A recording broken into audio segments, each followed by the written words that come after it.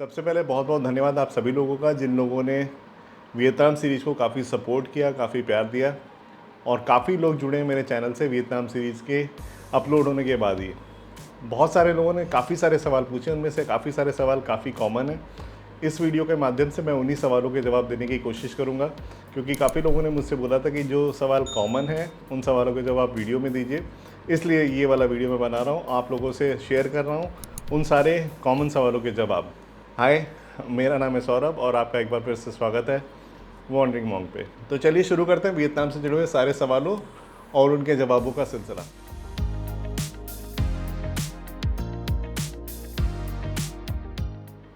जो सबसे पहला सवाल था काफ़ी कॉमन, काफ़ी लोगों ने पूछा कि करेंसी कैसे मैनेज की जाए जब आप इंडिया से वियतनाम ट्रैवल कर रहे हैं, तो क्या तरीके हो सकते हैं जिसमें आप कन्वीनियंटली और कम कॉस्ट लगा के वियतनामीज़ डोंग को यूज़ कर सकते हैं। इस सवाल के जवाब को मैं ब्रेक डाउन करके बताऊंगा क्या क्या ऑप्शंस हो सकते हैं, आप कैसे करेंसी मैनेज कर सकते हैं वियतनाम जाने पे। सबसे आसान और सबसे ज़्यादा यूज़ किया जाने वाला जो तरीका है वो ये है कि आप यहाँ से करेंसी लेके जाते हैं दूसरी किसी कंट्री में, वहाँ पे जाके एक्सचेंज करते हैं। उस केस में मैं सजेस्ट करूँगा कि आप करेंसी यूज़ कीजिए, यूएस डॉलर वाइडली एक्सेप्टेड है और रेट सबसे अच्छे मिलते हैं। आईएनआर लेके जाएंगे तो आपको रेट्स उतने ज़्यादा अच्छे नहीं मिलेंगे, और करेंसी एक्सचेंज करनी है तो आप डेफिनेटली एयरपोर्ट के अंदर मत कीजिए। यूएस डॉलर को वीएनडी में कन्वर्ट करना है, वियतनामीज़ डोंग या किसी भी देश की करेंसी में, तो आप बाहर निकलिए, मार्केट में जाइए। जनरली जो ज्वेलर्स होते हैं वो सबसे अच्छा रेट देते हैं। मैंने इस चीज़ को वियतनाम में एक्सपीरियंस भी किया था। जो ज्वेलरी शॉप्स हैं मुझे वहाँ पे काफ़ी अच्छे रेट मिले थे। पिछले 3-4 सालों में जो भी मैंने इंटरनेशनल ट्रिप्स की हैं वो उसमें सबसे ज़्यादा मैंने यूज़ किया नियो का कार्ड, जो कि इशू किया गया है डीसीबी के कोलैबोरेशन में। नियो ने 2 बैंक्स के साथ कोलैबोरेट करके कार्ड्स निकाले थे, एक नियो बाई डीसीबी, एक है नियो बाई एसबीएम। एसबीएम वाले में अभी हाल फिलहाल कुछ इश्यूज़ थे, आरबीआई ने उनके ऊपर रिस्ट्रिक्शंस लगाई थी। एसबीएम वाले के लिए मैं कॉन्फिडेंटली नहीं बोल सकता, बट डीसीबी वाला कार्ड काफ़ी ज़्यादा अच्छा है। कोई विड्रॉल चार्जेस नहीं लगता, अगर लगता भी है तो वो रिवर्स हो जाता है। फर्स्ट 2-3 ट्रांजेक्शन्स मैंने रिवर्स होते देखे अपने अकाउंट स्टेटमेंट में। और जो करेंसी रेट्स हैं, लाइव जो रेट्स होते हैं वही वाले होते हैं। एक्सचेंज रेट्स आपको ऊपर नीचे नहीं मिलते हैं और फॉरेक्स मार्कअप कुछ भी नहीं लगता है। मैं सबसे ज़्यादा जो यूज़ करता हूँ इंटरनेशनल ट्रांजैक्शंस के लिए, या तो एटीएम से विड्रॉल्स के लिए या फिर पीओएस यानी पॉइंट ऑफ सेल पे अगर कोई परचेज़ करना है, मैं सीधे कार्ड से कर रहा हूँ तो मैं नियो का कार्ड ही यूज़ करता हूँ। दूसरे किसी तरीके से मैं ट्रांजैक्शन कम ही करता हूँ। अगर कैश की ज़रूरत है तो कैश में ऑफकोर्स विड्रॉ करके यूज़ कर सकता हूँ, और जो कैश में कैरी करता हूँ बहुत ही बेयर मिनिमम सा 100, 150, 200 डॉलर, ताकि अगर कहीं फंसूँ तो उनको एक्सचेंज करके मैं लोकल करेंसी यूज़ कर सकूँ। और एक बोनस आइडिया है मेरी तरफ से, अगर आप यूज़ करना चाहें तो एक आरबीएल का वर्ल्ड सफारी क्रेडिट कार्ड है जिसमें कोई भी फॉरेक्स मार्कअप चार्जेस नहीं है, कोई किसी भी तरह का कोई चार्ज नहीं लगता, उसको आप यूज़ कर सकते हैं। हालांकि उसमें पहले साल में 3,500 रुपये लगते हैं इशुएंस फीस के नाम पे, जिसके लिए आरबीएल आपको 3,000 रुपये का एमएमटी का कूपन भी देता है। ये वाला सेक्शन स्पॉन्सर्ड नहीं, मैं यूज़ करता हूँ और काफ़ी ज़्यादा मुझे बेनिफिशियल लगा। हालांकि आरबीएल का कस्टमर केयर मुझे थोड़ा ढीला लगता है, बट जिस तरह की बेनिफिट्स आरबीएल का क्रेडिट कार्ड ये वाला दे रहा है, मैं ट्रेड ऑफ में देखता हूँ कि मेरे हिसाब से एक अच्छा ऑप्शन है। और सबसे लीस्ट प्रेफर्ड जो ऑप्शन है वो है आपके बैंक का डेबिट कार्ड। आप चाहें तो एक्टिवेट करके रखिए इंटरनेशनल डेबिट कार्ड, आपके पास है वीज़ा का या मास्टर कार्ड का, तो एक्टिवेट करा के डेफिनेटली जाइए, बैकअप के रूप में यूज़ कीजिए, पर डेफिनेटली उसको बार बार यूज़ मत कीजिए, क्योंकि उसमें वहाँ पे आपको मार्कअप फ़ीस भी देनी होती है, 3 से 4% के आसपास लगती है, प्लस विड्रॉल चार्जेस भी लगते हैं एटीएम के। वो लीस्ट प्रेफर्ड है। अगर आप फंस गए, आपके पास कोई ऑप्शन नहीं है, तो आप अपना इंटरनेशनल डेबिट कार्ड यूज़ करके कैश विड्रॉ कर सकते हैं। काफ़ी सारे लोगों का सवाल होता है कि कैश कैरी करना क्या बेटर नहीं है, यहाँ से आप कैश कैरी करके लेके जाइए, उसमें कॉस्ट कम लगेगा, विड्रॉल चार्जेस नहीं है, मार्कअप चार्जेस नहीं है। तो मेरा पर्सनल ओपिनियन है, ये cost versus safety and convenience का रेशियो है। आपको अगर कन्वीनियंस एंड सेफ्टी चाहिए, कार्ड आपके साथ कैरी कर रहे हो, कार्ड से विड्रॉ कर रहे हो नियो जैसे कार्ड से, या क्रेडिट कार्ड यूज़ करो RBL world safari credit card जैसा, तो आपको कन्वीनियंस है, सेफ़ है। कैश कैरी करना मुझे थोड़ा सा ज़्यादा अनसेफ लगता है, कहीं भी मिसप्लेस हो सकता है, चोरी हो सकता है। अगर आपका कहीं कार्ड चोरी हुआ तो आप उसको एनी टाइम ब्लॉक कर सकते हैं। और दूसरा जो सबसे कॉमन क्वेश्चन मुझे मिला, काफ़ी सारे वीडियोस में काफ़ी सारे अलग अलग क्वेश्चंस हैं, जो क्वेश्चन मुझे दूसरा सबसे ज़्यादा कॉमन लगा वो था वेजिटेरियन फूड का। पूरी दुनिया में मेरे ख्याल से इंडियन कम्युनिटी ऐसी कम्युनिटी है जहाँ पे वेजिटेरियन की संख्या बहुत ज़्यादा है, और जब हम इंडिया से बाहर ट्रैवल करते हैं तो सबसे ज़्यादा स्ट्रगल करते हैं वेजिटेरियन खाना मिलेगा कि नहीं। तो मैं भी वेजिटेरियन ही हूँ, मैंने भी काफ़ी स्ट्रगल किया है, तो मैं काफ़ी तरीके से इसको टैकल करने की कोशिश करता हूँ। वो सारे आइडियाज़, वो सारे टिप्स मैं बता रहा हूँ आपको। पहला सबसे आसान तरीका है कि आप अपने साथ पैकेज जो फूड होते हैं रेडी टू ईट, माइक्रोवेव करके खा सकते हैं या गर्म पानी मिला के खा सकते हैं, उन सारे पैकेज फूड्स को आप साथ में कैरी कीजिए। वर्स्ट केस सिनेरियो में अगर आप कहीं फंसेंगे तो उसको यूज़ कर सकते हैं। दूसरा तरीका है, वियतनाम में अगर स्पेसिफिकली बात करें तो सारे बड़े शहर, चाहे हो ची मिन हो, हनोई हो, दानांग हो, आपको इंडियन रेस्टोरेंट्स काफ़ी सारे मिल जाएंगे और सारे इंडियन रेस्टोरेंट्स में I am sure vegetarian food मिल ही जाता है। उसकी चिंता नहीं है, आप सिर्फ गूगल मैप्स खोलिए, उसमें डालिए इंडियन रेस्टोरेंट्स नियर मी, आपको काफ़ी सारे ऑप्शंस मिलेंगे। जिन जिन रेस्टोरेंट्स में मैंने वियतनाम में खाना खाया, वहाँ का खाना कैसा था, क्या मेरा एक्सपीरियंस था, पूरा प्लेलिस्ट चेक करेंगे तो आपको देखने को मिल जाएगा। मुझे कोई एक्सेप्शनली ख़राब खाना एक या दो जगह पे मिला, एक ही जगह इनफैक्ट मिला था हनोई में, जो मैंने ऑर्डर करके मंगाया था, but overall Indian food Vietnam में जहाँ पर भी इंडियन रेस्टोरेंट्स थे वहाँ अच्छा लगा। एक दलात एक ऐसी सिटी थी पूरे मेरे ट्रिप के दौरान जहाँ पे एक ही इंडियन रेस्टोरेंट था, फॉर्चुनेटली मेरे होटल के पास। बट अदरवाइज़ मुझे ऐसा कोई भी जगह नहीं दिखाई दिया जहाँ पे इंडियन रेस्टोरेंट ना हो। हाँ, एक एक्सेप्शन में मिस कर गया, सापा में इंडियन रेस्टोरेंट्स नहीं थे, एक था वो बंद हो चुका था कोविड के दौरान। तो अगर आपको सापा में इंडियन फूड, वेजिटेरियन फूड खोजना है तो आप वीगन रेस्टोरेंट डालिए गूगल सर्च में, आपको बहुत सारे वीगन रेस्टोरेंट्स मिलेंगे। अगर आपको वीगन नहीं पता है तो मैं बताना चाहूँगा, वीगन फूड में किसी भी तरीके का कोई भी एनिमल प्रोडक्ट यूज़ नहीं होता, यानी कि मीट के साथ साथ वो डेयरी भी नहीं यूज़ करते हैं। तो वीगन रेस्टोरेंट्स आपके लिए सेफ चॉइस हो सकती है अगर आप वेजिटेरियन है तो। अदरवाइज़ आप पिज़्ज़ा, पास्ता जैसी चीज़ों पे सर्वाइव डेफिनेटली कर सकते हैं, जिसमें काफ़ी सारे वेजिटेरियन ऑप्शंस आपको मिल जाएंगे सापा जैसी सिटी में जहाँ पे कोई इंडियन रेस्टोरेंट नहीं है। ये था खाने के बारे में। खाने के लिए आपको बहुत ज़्यादा परेशान होने की ज़रूरत नहीं है, आपको मिल जाएगा, आप सर्वाइव कर लेंगे। हाँ। और तीसरा जो कॉमन सवाल था, मैंने वियतनाम में 2 या 3 बार स्कूटी रेंट ली थी और चलाई थी। सवाल ये था कि क्या हम स्कूटर इंडियन ड्राइविंग लाइसेंस पे रेंट कर सकते हैं? ऑफिशियली आंसर है नहीं, आपको चाहिए इंटरनेशनल ड्राइविंग परमिट, और इंटरनेशनल ड्राइविंग परमिट आपको इंडिया से ही बनवा के जाना होगा अपने लोकल आरटीओ से। लेकिन अगर आपके पास इंटरनेशनल ड्राइविंग परमिट नहीं भी है, अगर आपके पास इंडियन ड्राइविंग लाइसेंस है, इंडिया में इशू हुआ, जिसमें इंडोर्स है टू व्हीलर, तो आप वहाँ पर रेंट करके टू व्हीलर चला सकते हैं, क्योंकि किसी ने मुझसे पूछा नहीं 2 या 3 बार में आपके पास लाइसेंस है कि नहीं, दिखाइए। तो अगर आप सेफली चल रहे हैं, आपने सारे के सारे रूल्स एंड रेगुलेशंस को फॉलो किया है, फिर जब आप रेंट पे लेने जाएंगे तो आपसे कोई मांगेगा नहीं, आपका पासपोर्ट सफिशिएंट होगा रेंट पे लेने के लिए। अगर कभी किसी पुलिस वाले ने आपको कोई रूल ब्रेक करते देखा तो आपके पास कम से कम आपका इंडियन ड्राइविंग लाइसेंस होना चाहिए दिखाने के लिए।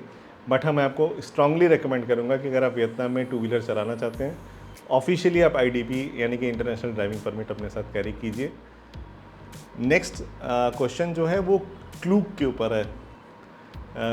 क्लूक मैंने काफ़ी ज़्यादा यूज़ किया, पिछले 2017-18 से मैं यूज़ कर रहा हूँ। बाकी बीच में तो कोविड आ गया तो 2-3 साल कहीं ट्रैवल ही नहीं किए, पर 17-18 से मैं क्लूक को कंटिन्यूसली यूज़ कर रहा हूँ और मुझे कभी कोई इशू नहीं हुआ। क्लूक का थोड़ा सा मैं बैकग्राउंड बता देता हूँ। क्लूक एक ऑनलाइन ट्रैवल एजेंसी है हांगकॉन्ग बेस्ड, और ये फॉर्म हुई थी 2014 में। इनके जो फाउंडर हैं वो जब नेपाल में ट्रैवल कर रहे थे, नाम मैं अभी मिस कर रहा हूँ, स्क्रीन पे डाल दूँगा, नेपाल में उन्होंने पाया कि बहुत सारे लोकल टूर ऑपरेटर्स जो हैं उनको ऑनलाइन खोजना आसान नहीं है। तो उन्होंने सोचा कि क्यों ना एक प्लेटफॉर्म बनाया जाए जिसके अंदर सारे के सारे टूर ऑपरेटर्स इंक्लूड किए जाएँ, एग्रीगेट किए जाएँ, ताकि जो भी ट्रैवलर्स हैं हमारे आपके जैसे, अगर आप किसी भी देश में ट्रैवल कर रहे हैं तो लोकल टूर ऑपरेटर तक आराम से पहुंच सके, आपको वो पैकेजेस ऑनलाइन आराम से ठीक ठाक कॉस्ट में मिल जाए। ये पूरा थॉट था क्लूक को स्टार्ट करने के पहले। 2014 में स्टार्ट हुआ, काफ़ी सारी फंडिंग हुई, कई सारे राउंड्स की, और आज की डेट में क्लूक एशिया के आई थिंक सारे के सारे सिटीज़ में, सारी सारी कंट्रीज़ में अवेलेबल है। एशिया के अलावा यूरोप में, अमेरिका में, कुछ ऑस्ट्रेलियन सिटीज़ में भी अवेलेबल है, और अभी भी वो एक्सपैंड कर रहे हैं। रिलायबिलिटी बहुत हाई है, कोई कॉम्प्लिकेशन नहीं, क्लूक आप आराम से यूज़ कर सकते हैं। मैंने कभी भी धोखा नहीं खाया फॉर्चुनेटली, टचवुड, आज तक। और क्लूक नाम कहाँ से है वो भी बड़ा इंटरेस्टिंग है। क्लूक का फुल फॉर्म है कीप लुकिंग। कीप लुकिंग में से के उठाया और लुकिंग में से लुक, के लुक, क्लूक। इंटरेस्टिंग लगा ये ट्रिविया, मैंने आपको इसलिए बताया। क्लूक कैसे यूज़ करते हैं? क्लूक यूज़ करने के 2 तरीके हैं। एक तो बहुत सारी जगह पे इन्होंने अट्रैक्शन से, जैसे वियतनाम के केस में अगर मैं बोलूँ तो बाना हिल्स जैसे जो सनवर्ल्ड बाना हिल्स है, वहाँ पर डायरेक्ट आई है। आपने क्लूक से सपोज टिकट खरीदा तो आपको QR कोड मिल जाता है, आपको किसी भी टिकट काउंटर पे जाने की ज़रूरत नहीं, सीधे गेट पे एंट्री होती है, और आपने स्कैन किया जो QR कोड है और आप एंटर हो गए। और क्या क्या इंक्लूजन्स है उस टिकट में, उसकी डिटेल जाननी है तो आप उस पर्टिकुलर अट्रैक्शन की वेबसाइट पे जाइए, तो सब कुछ पता लग जाएगा कि जो टिकट आप खरीद रहे हैं उस टिकट में इंक्लूजन्स क्या क्या हैं। और इनफैक्ट क्लूक भी काफ़ी हद तक डिटेल करता है क्या क्या इंक्लूजन्स हैं, उसको आप कैसे अवेल कर सकते हैं पूरी सर्विसेज को। तो कोई कॉम्प्लिकेशन नहीं, वेबसाइट पे जो पेजेज हैं उनके अट्रैक्शंस की, उसको थोड़ा डिटेल में पढ़िए, थोड़ा टाइम बिताइए, तो आपको पूरी क्लैरिटी मिलेगी। एक तो हुआ डायरेक्ट अट्रैक्शंस में एंट्री का तरीका, जहाँ पे आपको किसी भी थर्ड पर्सन से कोई इंटरेक्ट नहीं करना, सीधे गेट पे जाइए, QR कोड स्कैन कीजिए और थ्रू। दूसरा है, इन्होंने बहुत सारे टूर ऑपरेटर्स के साथ एग्रीगेट किया। जैसे मैंने बोला कि जो लोकल टूर ऑपरेटर्स हैं, ये टैक्सी जब आप बुक करते हैं तो वहाँ पे क्या होता है, वहाँ पे क्या होता है कि टूर एग्रीगेटर है, एक पर्टिकुलर टूर ऑपरेटर के पास आपकी बुकिंग जाती है, आपको एक वाउचर मिलता है, वाउचर के अंदर नीचे नाम लिखा होगा, उस टूर ऑपरेटर का कॉन्टैक्ट नंबर होगा, व्हाट्सएप नंबर होगा। आप उस व्हाट्सएप नंबर पे उस जो टूर ऑपरेटर उससे कोऑर्डिनेट कर सकते हैं। वैसे वर्सा जिस दिन भी आपका बुकिंग है, उस बुकिंग से एक दिन पहले या सेम डे आपको सुबह में उनकी तरफ से कंफर्मेशन कॉल, कोऑर्डिनेशन के लिए कॉल या मैसेज डेफिनेटली आ जाता है। तो आपने बुकिंग की, उसके बाद आप रिलैक्स हो जाइए, जो वाउचर मिला है उस वाउचर में सारी के सारी डिटेल्स हैं। और क्लूक टाइम टू टाइम बहुत सारे कैंपेन्स रन करता रहता है, जिसके थ्रू काफ़ी सारे डिस्काउंट्स भी मिलते हैं। मैं यूजुअली जो भी मार्केट रेट्स हैं उनसे बहुत सारे केसेज में 80-85% केसेज में आपको चीपर रेट्स मिल जाते हैं क्लूक के ऊपर। क्लूक के बहुत सारे कंपटीटर्स भी हैं, हांगकॉन्ग बेस्ड है KK डे करके, उसको भी आप देख सकते हैं। पर मैं क्लूक पे बहुत रिलाई करता हूँ। एक तो इंडियन करेंसी में आप ट्रांजैक्ट कर सकते हैं, और अगर आप इंडिया के बाहर भी हैं, जैसे बहुत सारे लोगों ने मुझसे पूछा कि क्लूक क्या आप इंडिया से बुक करके जा सकते हैं, नहीं, आंसर है कि आप वहाँ जाके भी बुक कर सकते हैं। अगर आप वहाँ जाएंगे तो भी आप INR में ट्रांजेक्शन कर सकते हैं। अगर आप लोग कंटेंट क्रिएटर नहीं है या आपके पास ड्रोन नहीं है, तो ये नेक्स्ट जो क्वेश्चन है आपके लिए रेलिवेंट नहीं है, क्योंकि बहुत सारे लोग ऐसे हैं जो कि ड्रोन साथ में वियतनाम लेके जाना चाहते थे। उन्होंने मुझसे पूछा कि ड्रोन वियतनाम कैसे लेके जा सकते हैं, उसका तरीका मैं बताने वाला हूँ आपको इस वाले सेक्शन में। सबसे पहले ऑफिशियली ड्रोन लेके जाना कोई कॉम्प्लिकेशन नहीं, पर वहाँ ड्रोन उड़ाने के लिए काफ़ी कॉम्प्लिकेशंस हैं। वहाँ पे आपको 14 दिन पहले हर बार जब भी आपको उड़ाना है, आपको फ़्लाइट प्लान रजिस्टर करना होता है। हर इंडिविजुअल फ़्लाइट प्लान के लिए आपको अप्रूवल लेना होता है। ये सारे परमिशंस लेने रियलिटी में इतने डिफ़िकल्ट है, उसका एग्जांपल मैं देता हूँ। लगभग 1 महीने पहले मैंने ट्रैवल से एक ईमेल आईडी मैं स्क्रीन पे लिख दूंगा और डिस्क्रिप्शन में डाल दूंगा। उस ईमेल आईडी पे मैंने डाल के पूछा था कि क्या तरीका है, प्रोसेस पूरा एक्सप्लेन कीजिए, जो उनकी ऑथराइज ईमेल आईडी है। उस ईमेल से मुझे कभी भी कोई जवाब नहीं आया, तो मैं वहीं पे समझ गया कि अगर मेरे बेसिक क्वेरीज़ का जवाब नहीं आ रहा तो परमिशन तो क्या ही मिलेगा। तो इसलिए मैंने परमिशन का डंडा ही छोड़ दिया। मैंने बहुत सारे फेलो यूट्यूबर्स, कंटेंट क्रिएटर से पूछा कि आप लोगों ने वियतनाम में कैसे अप्लाई किया, तो उन्होंने जो तरीका बताया वो तरीका मैं आपसे शेयर कर रहा हूँ। ये ऑफिशियल बिल्कुल भी नहीं है, लीगल बिल्कुल भी नहीं है। मैं आपको लीगल सलाह नहीं दे रहा हूँ, प्रैक्टिकल सलाह दे रहा हूँ कि आप ड्रोन कैसे उड़ा सकते हैं वियतनाम में। तो ड्रोन अगर इंडिया से आपको कैरी करना है वियतनाम, इंडिया में तरीका ये है, केबिन में आप अपने साथ बैटरी कैरी कीजिए और ड्रोन को सेपरेटली चेक इन बैग में कैरी कीजिए। जब आप वियतनाम पहुंच जाएंगे, इंटरनल फ्लाइट्स में अगर आपको ड्रोन कैरी करना है तो आपको पूरा का पूरा ड्रोन अपने साथ केबिन बैग में कैरी करना होता है। वहाँ पे कोई रिस्ट्रिक्शन, कोई परमिशन अप्रूवल की ज़रूरत नहीं होती है। हालांकि मैंने सुना है कि डानांग एयरपोर्ट पे अगर आप इंटरनेशनल फ़्लाइट से पहुँच रहे हैं तो वहाँ पे कस्टम वाले थोड़ा नाटक करते हैं। डानांग एयरपोर्ट अगर पॉसिबल है ड्रोन के साथ जा रहे हैं तो अवॉइड कीजिएगा इंटरनेशनल टर्मिनल। और लेके आना इंडिया से कोई इशू नहीं है। इंडिया जब वापस लेके आ रहे हैं तो आपके पास डेफिनेटली जो डिजिटल स्काई प्लेटफॉर्म है उसका रजिस्ट्रेशन UIN होगा, आपका जो डॉक्यूमेंट है ड्रोन का रजिस्ट्रेशन या फिर आपकी जो इंडिया में खरीदी इनवॉइस है वो दिखा के ला सकते हैं। इंडिया लाने में कोई इशू नहीं है, वियतनाम लेके जाने में कोई इशू नहीं है। वहाँ पे ड्रोन उड़ाते टाइम आपको एक चीज़ का ध्यान रखना होगा कि सिटीज़ में बिल्कुल मत उड़ाइए। बाकी पहाड़ों में, बीच के किनारे आप डेफिनेटली उड़ा सकते हैं।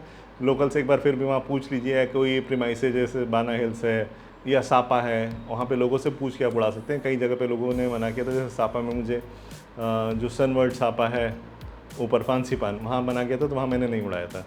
तो आप लोगों से कंसल्ट कीजिए, परमिशन लीजिए, पूछिए लोगों से कि क्या है उड़ाया जा सकता है। अगर जो लोग हैं वहाँ के लोकल आपको सजेस्ट करते हैं कि आप उड़ा सकते हैं, तो ये तरीका मैंने अपनाया था ड्रोन को लेके। ऑफिशियल चक्कर में पड़ेंगे तो शायद आपको कभी परमिशन नहीं मिलेगा, पर ये फिर से मैं रीइटरेट कर रहा हूँ कि ये लीगल मेरा सजेशन नहीं है, मैं कोई अथॉरिटी नहीं हूँ। अगर आप कहीं कुछ फंसते हो तो प्लीज़ मुझे ब्लेम मत कीजिएगा। अपना ख्याल खुद रखिएगा, ध्यान से उड़ाइएगा, केयरफुली उड़ाइएगा। तो यही थे टोटल सवाल जवाब वियतनाम के ऊपर। आप लोग ये वियतनाम का जो प्लेलिस्ट है पूरा का पूरा चेक कीजिए। काफ़ी सारी चीज़ें मैंने शेयर की, पूरा 7-8 दिन में घूमा था। देखिए आपको काफ़ी मज़ा आएगा। मैं आप लोगों से जल्दी एक नया वीडियो लेके मिलूँगा। जब तक मिलूँ तब तक अपना ख्याल रखिए, खुश रहिए, मुस्कुराते रहिए, स्वस्थ रहिए एंड बाय बाय।